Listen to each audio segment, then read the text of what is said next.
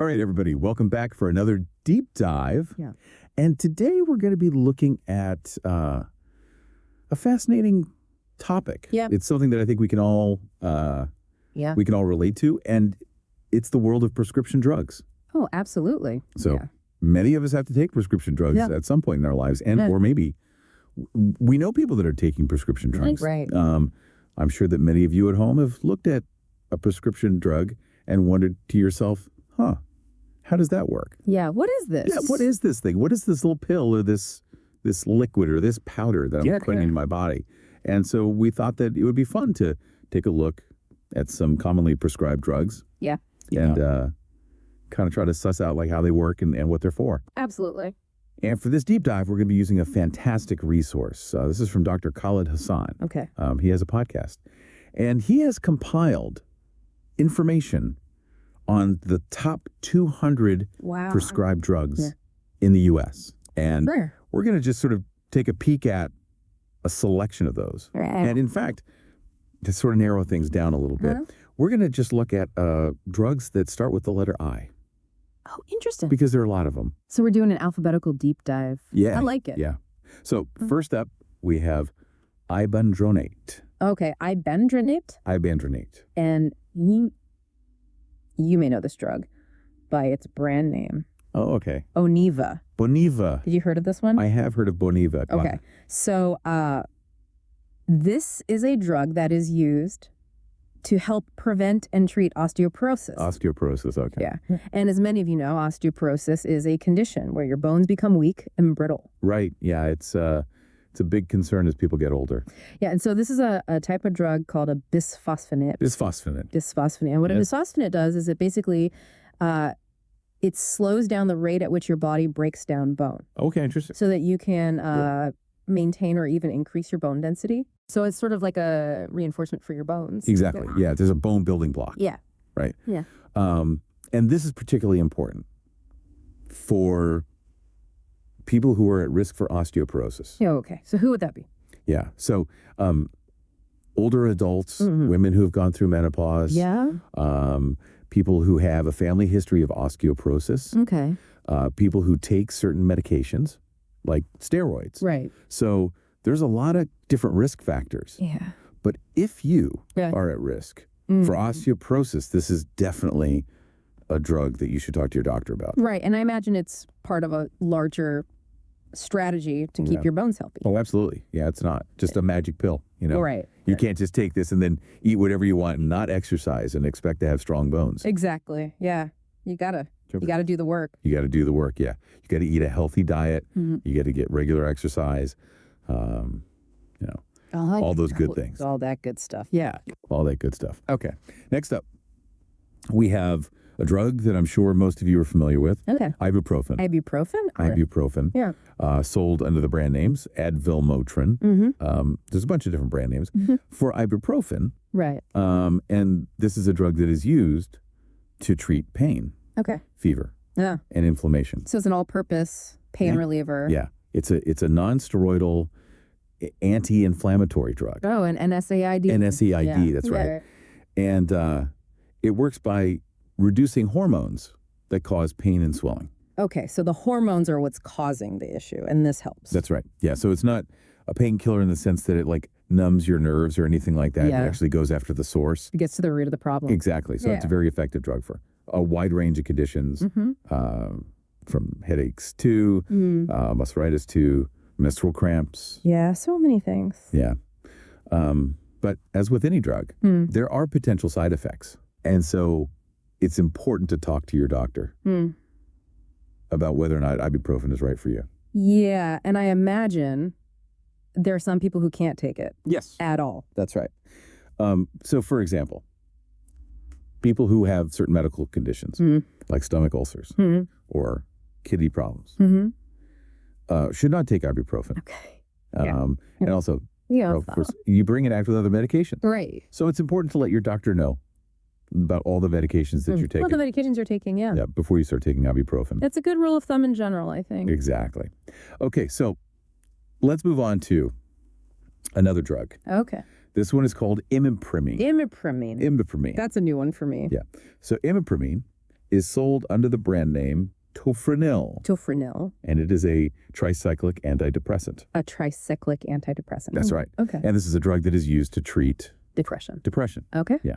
And it works by affecting the levels of certain chemicals in the brain. Oh, okay. Specifically serotonin and norepinephrine. Norepinephrine. These are neurotransmitters that are involved in mood. I see. So if you have low levels of these neurotransmitters, you may be more likely to experience depression. Right. And so? Imipramine helps to increase the levels of these neurotransmitters. So it's like a rebalancing? Exactly. Yeah, it helps to restore that chemical balance. Restore the balance. In the brain. Now, as with any antidepressant, imipramine can take several weeks to start working. Okay. So it's important to be patient. Be patient. And to continue taking the medication. Yeah. Even if you don't feel better right away. Right.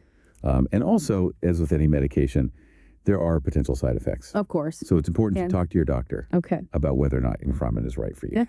Yeah. And to let your doctor know if you experience any side effects. All right. Okay.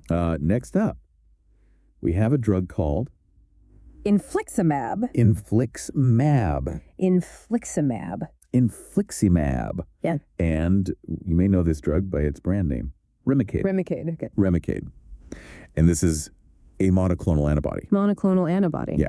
And this is a type of drug that is used to treat a variety of conditions, including rheumatoid arthritis, Crohn's disease, ulcerative colitis, and psoriasis. Oh, yeah, these are all autoimmune diseases. Right. So it's targeting the immune system then. That's right. So in autoimmune diseases, the body's immune system attacks its own tissues. Attacks itself. Yeah. And so Infliximab works by blocking a protein called tumor necrosis factor alpha. Tumor necrosis factor alpha. Or TNF-alpha. TNF-alpha.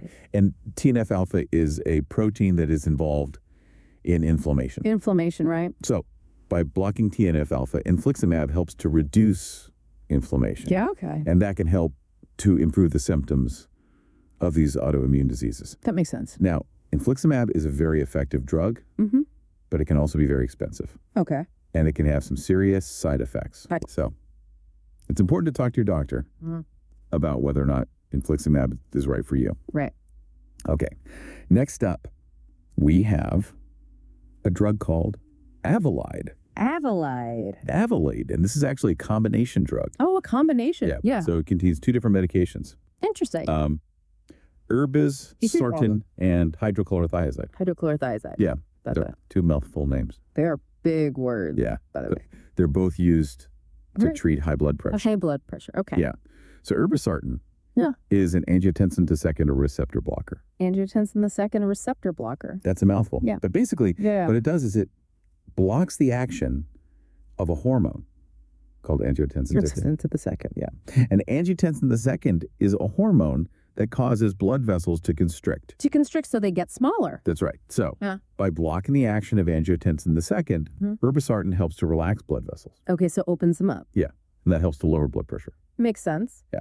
And then hydrochlorothiazide. Right. Hydrochlorothiazide is a diuretic. A diuretic? That's right. And what a diuretic does is it helps the body to get rid of excess fluid.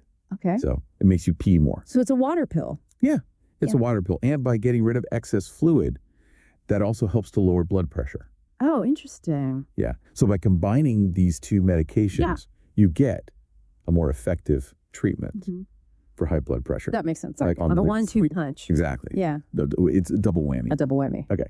Next up, we have Isosorbide mononitrate. Isosorbide mononitrate. Yeah. And you may know this drug by its brand name, Imdur. And this is a nitrate. A nitrate, yeah. And it's used to treat angina. Yeah. Just chest pain. Okay. That is caused by reduced blood flow to the heart. Okay. So isosorbide mononitrate works by relaxing and widening the blood vessels. Okay. So that more blood can flow to the heart. That makes sense. Yeah. And that helps to relieve the chest pain. So it's widening those constricted blood vessels. Exactly. Okay.